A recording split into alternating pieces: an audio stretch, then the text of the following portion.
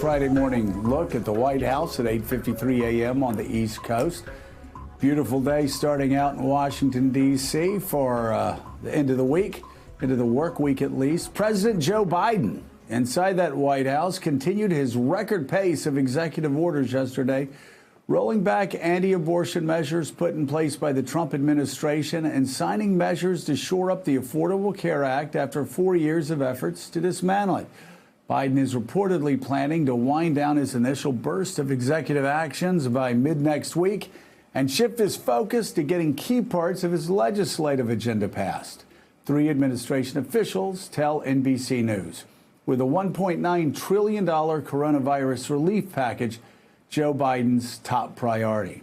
With us now, former Deputy Secretary of Labor Chris Lu, also with us, attorney Alexa Kissinger, who served as a special assistant to senior advisor to President Obama, Valerie Jarrett, from 2013 to 2015. Alexa co-wrote a recent New York Times op-ed titled "How to Fix 4 Years of Trump's War Against Government," which reads in part this, quote, "Just hours after being sworn in, President Biden took bold action of freezing a litany of final and pending agency regulations and signed a bevy of executive orders reversing Trump-era policies. But the scope of the problem requires more aggressive action. The Biden administration should also use a Congressional Review Act to reverse even more of the recent rules. The wins in Georgia Senate races, giving Democrats control of both houses of Congress and the presidency, changes hands, provides a rare opportunity to use this little-known law." First of all, Alexa, I got the impression, and I know a lot of people got the impression back when Donald Trump took control, that there was a very scattered shot approach, and he just didn't have professionals around him who understood exactly how Washington worked and understood how all the bureaucracies work. You get a real sense that the Biden people have gamed all of this out long before they walked into the White House on January the 20th. Absolutely. I think you've seen it was one of the most historically productive transition periods. And I mean, this administration is barely 9 days old and is already moving in historically efficient, focused, and really values-driven ways to honor the campaign promises that the American people sent them there to do. And honestly, they are just getting started. So it is night and day from the neglect and interference of the Trump administration showed with our federal institutions over the last 4 years. And you say they can do more. Talk about specifically what you want to see them do over the next few weeks. Well, I think the Biden administration would be the first to say, that these initial executive actions are to stem the bleeding. They are to stop an amount of hurt that 4 years of deconstructing our government and of harmful policies have done.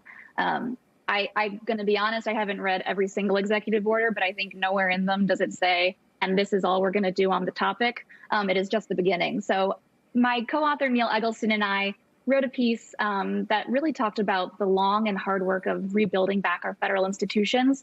One of the ways I think Democrats should look at is using the Congressional Review Act, which really is a very little known law, but that would allow Democrats by a simple majority vote, so avoiding the filibuster, which, as we know, is very important, to look and repeal actions that we call midnight rules. So the very final actions of the Trump administration in the last 60 legislative days of their session. It would allow a simple majority rule to repeal those rules and prevent them from being enacted again. So I think it's worth taking a look at as part of the Biden administration's comprehensive strategy. Chris Lu, you've been in government. You know government. What does the Biden administration need to do next if their goal is to reverse some of the damage they believe was done during the Trump administration? Well, Joe, as Alexa just said, they've gotten out of the gate fast, and that's been impressive. And the reason you need to move fast on these executive orders is that in many instances, you need regulations from agencies to implement them, and that often takes months to do.